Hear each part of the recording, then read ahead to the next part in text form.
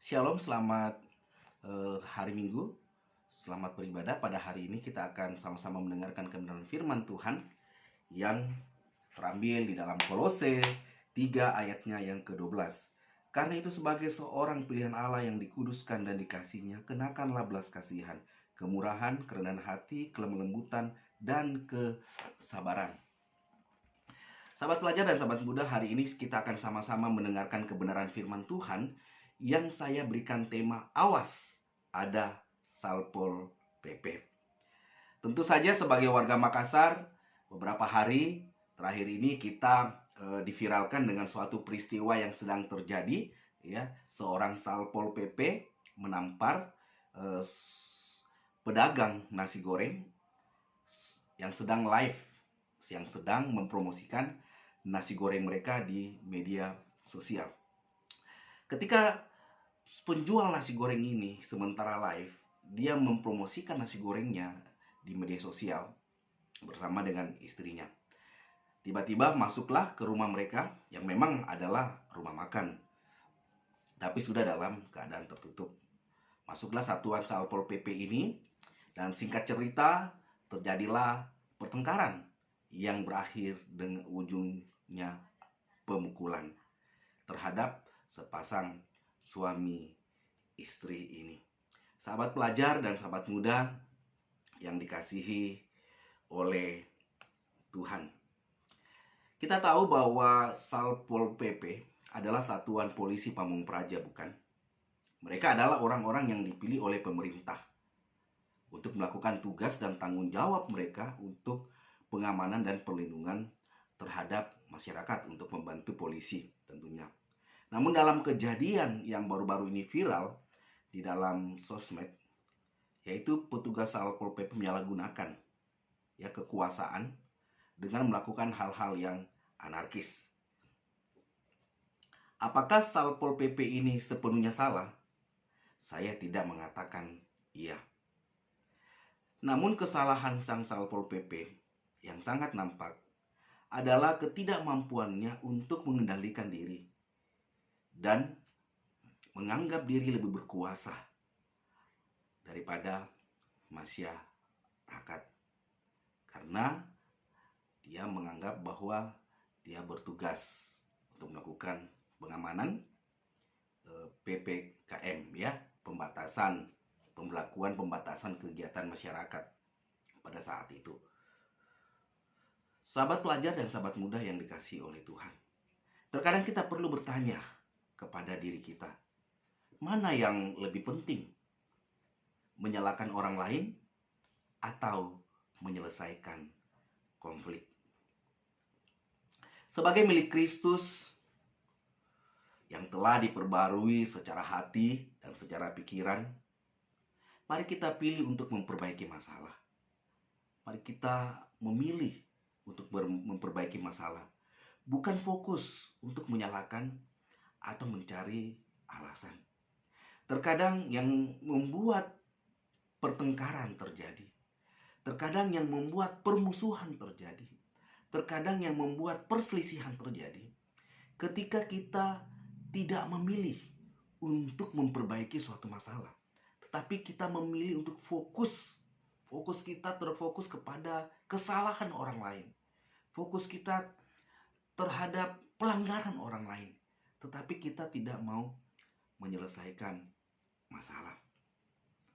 Berbicara tentang menyelesaikan masalah, baik dalam keluarga kita maupun pertemanan kita dan dalam persahabatan kita. Tentu saja konflik sering kita alami di mana saja, baik di dalam kehidupan keluarga kita, antara kita dengan orang tua kita, antara kita dengan saudara kita, kita akan mengalami yang namanya konflik, bukan? Begitu pula hubungan kita dengan sahabat kita, hubungan kita dengan pertemanan kita. Terkadang kita mengalami konflik di dalam hubungan-hubungan tersebut. Tidak ada hubungan yang tidak pernah mengalami konflik.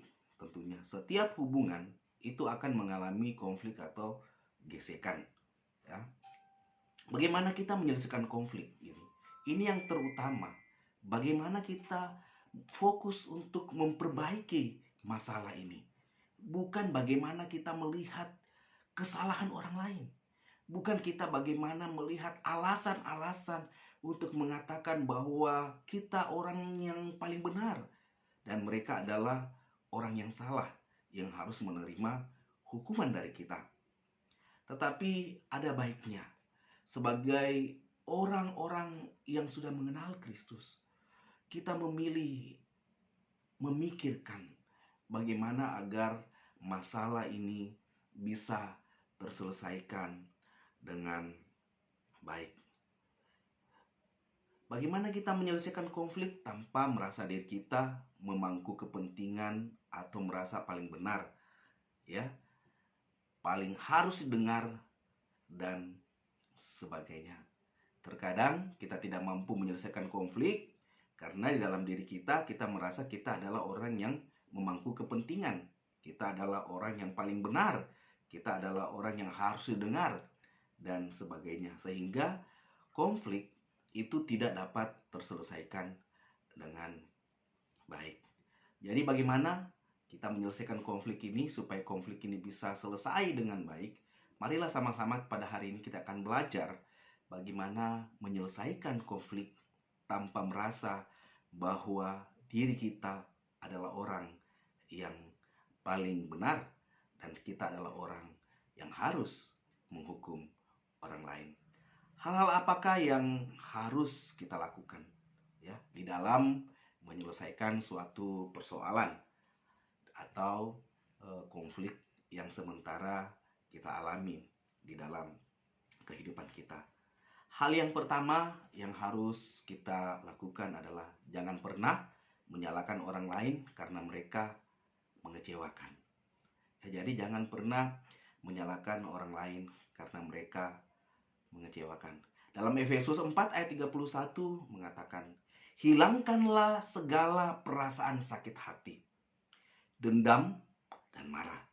Jangan lagi berteriak-teriak dan memaki-maki. Jangan lagi ada perasaan benci atau perasaan lain semacam itu. Ini dalam Efesus 4 ayat 31 yang saya ambil dalam bahasa Indonesia sehari-hari. Sahabat muda dan sahabat pelajar, jadi ternyata ketika kita ingin menyelesaikan suatu konflik atau masalah yang terjadi di dalam kehidupan kita, ketika kita melihat pandangan Alkitab ini, ya, hal yang pertama yang harus kita lakukan, jangan pernah menyalahkan orang lain karena sudah mengecewakan kita. Kita tidak bisa sepenuhnya merasa bahwa orang harus selalu melakukan apa yang kita mau. Apa yang kita pikirkan, apa yang kita inginkan, orang harus melakukan itu dalam kehidupan kita. Sehingga ketika orang melakukan sesuatu yang tidak kita inginkan, kita menjadi kecewa. Ya. Dan akhirnya terkadang kekecewaan ini menimbulkan konflik. Dan kadang-kadang kita tidak mampu untuk menyelesaikan konflik karena di dalam hati kita ada perasaan sakit hati. Di dalam hati kita ada dendam. Di dalam hati kita ada kemarahan. Jangan lagi dalam hati kita mulai berteriak-teriak dan memaki-maki. Jangan lagi ada perasaan benci atau perasaan semacam itu. Ketika kita ingin menyelesaikan suatu masalah atau suatu gesekan yang terjadi antara kita dengan orang tua kita, antara kita dengan saudara kita, antara kita dengan sahabat kita, antara kita dengan teman kita, firman Tuhan mengatakan, jangan pernah menyalahkan mereka karena mereka telah mengecewakan engkau. Tetapi hilangkanlah semua perasaan sakit hati, dendam, marah, dan sebagainya. Supaya kita dapat menyelesaikan konflik ini dengan baik. Mari sahabat muda dan sahabat pelajar, ketika kita ingin memperbaiki suatu hubungan persahabatan kita, mari kita jangan pernah menyalahkan orang lain karena yang telah mengecewakan kita. Bukankah kita juga pernah mengecewakan orang lain? Bukankah kita juga pernah mengecewakan keluarga kita? Bukankah kita juga pernah mengecewakan Tuhan di dalam kehidupan kita? Oleh karena itu, mari kita membuang semua kemarahan, sakit hati, dendam, yang pernah terjadi di dalam kehidupan kita oleh karena kita kecewa terhadap sahabat kita, keluarga kita, atau terhadap orang lain. Sehingga kita mampu menyelesaikan konflik itu dengan baik. Hal yang kedua yang harus kita lakukan adalah selesaikan masalah dengan sopan atau komunikasi yang jujur dan tulus tentunya, ya. Selesaikan masalah dengan sopan, yang saya maksud di sini adanya suatu komunikasi yang jujur dan tulus. Jujur dan tulus, ya. Jangan berpura-pura. Tapi memang benar-benar ketika kita ingin menyelesaikan masalah ini, ingin menyelesaikan konflik ini, di dalam hati kita ada suatu ketulusan, ada suatu kejujuran untuk benar-benar ingin menyelesaikan masalah tersebut. Sahabat pelajar dan sahabat muda, dalam Amsal 16 ayat 24 mengatakan demikian. Perkataan yang ramah serupa madu, manis rasanya dan menyehatkan tubuh. Bukankah terkadang konflik terjadi lebih besar? Bukankah konflik terjadi akhirnya lebih panjang ketika seseorang tidak mampu untuk berkomunikasi dengan baik, untuk tidak mampu berkomunikasi dengan sopan? Hal yang sama terjadi, bukan?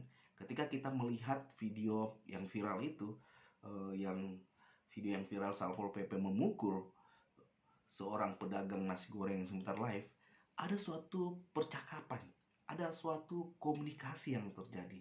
Komunikasi yang akhirnya membuat terjadi suatu pertengkaran, komunikasi yang akhirnya membuat terjadi suatu pemukulan. Ada komunikasi yang terjadi sehingga membuat konflik itu menjadi parah, bukan menyelesaikan konflik itu. Bukankah terkadang kita juga melakukan hal yang sama, bukan, di dalam kehidupan kita? Suatu ketika saya sudah pernah menceritakan di dalam pemuda beberapa minggu yang lalu, bahwa suatu ketika saya ditugaskan oleh kepala sekolah untuk membuat roster ulangan semester akhir, ulangan penaikan kelas pada waktu itu. Tetapi saya membuat tanggalnya dari tanggal 16 sampai tanggal 22, ya. Tapi di tengah-tengahnya itu kan ada tanggal merah, tanggal 19. Tapi di roster itu saya buat ujian dari tanggal 16 sampai tanggal 22. Tiba-tiba ada seorang guru yang berkomentar, "Wah, berarti tanggal merah kita masuk juga," sambil tertawa. Ketika dia melakukan hal itu, saya menjadi marah dan menelpon dia dan marah terhadap dia, ya, marah terhadap dia karena perlakuannya seperti itu. Seharusnya hal yang saya lakukan adalah berterima kasih karena dia sudah memperlihatkan kesalahan saya, bukan karena saya memegang amanat atau ditugaskan untuk membuat, lalu saya tidak boleh menerima kritikan atau masukan dari orang lain. Jadi komunikasi itu sangat penting, dan komunikasi itu ketika kita ingin menyelesaikan masalah, komunikasi itu harus jujur dan tulus, karena Amsal mengatakan bahwa perkataan ramah serupa madu, ya, serupa madu, manis rasanya dan menyehatkan tubuh. Artinya apa? Ketika kita ingin menyelesaikan konflik yang terjadi, kita menggunakan bahasa-bahasa yang sopan, kita melakukannya dengan kerendahan hati, kita mengkomunikasikannya dengan baik, maka orang yang konflik dengan kita akan merasakan ketulusan dan kejujuran kita. Hal itu dapat membuat konflik dapat terselesaikan. Dengan ketulusan dan kejujuran kita, dengan kata-kata sopan kita ketika kita ingin menyelesaikan masalah yang terjadi, tentunya akan membuat orang lain menghargai apa yang kita lakukan di dalam ingin menyelesaikan persoalan tersebut. Hal yang berikutnya adalah dapat menerima kelemahan dan kekurangan orang lain dengan menghargai apa yang dia katakan dan dia rasakan. Terkadang kita tidak mau menghargai apa yang orang lain katakan dan apa yang mereka rasakan. Terkadang kita tidak peduli karena kita merasa diri kita yang paling benar. Tetapi kita tidak pernah mempertimbangkan apa yang orang lain pikirkan. Kita tidak pernah mempertimbangkan apa yang orang lain rasakan, sehingga konflik itu terjadi. Kolose 3 ayat 12 ya, yang katakan karena itu segala ya, karena itu sebagai orang-orang pilihan Allah yang dikuduskan dan dikasihnya, kenakanlah belas kasihan, kemurahan, kerendahan hati, kelemah lembutan, dan kesabaran. Jadi dibutuhkan, ya namanya dibutuhkan kasih, belas kasih, kemurahan, kerendahan hati, kelemah lembutan, dan kesabaran untuk dapat menerima orang lain dan menghargai apa yang dia katakan dan ia rasakan. Mungkin apa yang dia katakan atau apa yang dia rasakan itu mengecewakan kita, menyakitkan kita, mengkritik kita, ya, karena yang dia katakan adalah suatu kejelekan kita, atau yang dia katakan adalah sesuatu yang tidak menyenangkan kita. Tetapi itu yang dia rasakan, itu yang mereka rasakan, dan dia mengatakannya. Kita belajar untuk menerima apa yang mereka rasakan dan apa yang mereka pikirkan tentang kita. Tentunya dengan kesabaran, dengan kerendahan hati, dengan kelemah lembutan, kita menerima semuanya, ya, apa yang mereka katakan, apa yang mereka rasakan, kita hargai, ya, karena kita adalah orang pilihan Allah. Saudara-saudara, kita adalah orang pilihan Allah. Kita dipilih oleh Allah. Kita dikuduskan oleh Allah. Oleh karena itu, sebagai orang-orang pilihan Allah, ketika terjadi suatu masalah, ketika terjadi suatu konflik di dalam kehidupan kita, kita selesaikan dengan cara Allah. Ya, kita selesaikan dengan cara Allah di dalam kelemah lembutan, kerendahan hati, dan kesabaran. Sahabat pelajar, 3 hal yang kita pelajari pada hari ini yaitu bagaimana kita menyelesaikan suatu masalah, menyelesaikan suatu persoalan konflik yang sering terjadi di antara kita, di antara keluarga kita, di antara hubungan kita dengan sahabat kita, di antara hubungan kita dengan teman-teman kita. 3 hal ini yang perlu kita pikirkan. 3 hal ini yang perlu kita lakukan. Banyak hal yang bisa kita lihat di dalam Alkitab tentunya, tetapi mari kita mencoba dengan 3 hal ini. Jangan pernah menyalahkan orang lain karena mereka sudah mengecewakan kita. Yang kedua, selesaikan masalah dengan sopan atau komunikasi yang jujur. Yang ketiga, dapat menerima kelemahan dan kekurangan orang lain dengan menghargai apa yang dia katakan dan merasakan tentang kita. Sahabat pelajar dan sahabat muda yang dikasih oleh Tuhan, marilah kita menjadi anak-anak Tuhan, orang-orang pilihan Tuhan yang cerdas di dalam menyelesaikan konflik atau masalah dengan tuntunan Tuhan, tentunya melalui membaca firman Tuhan dan tuntunan Roh Kudus di hati kita. Sehingga ketika kita menyelesaikan konflik, kita tidak berkata, saya yang punya kewenangan di sini, saya yang paling benar, ya.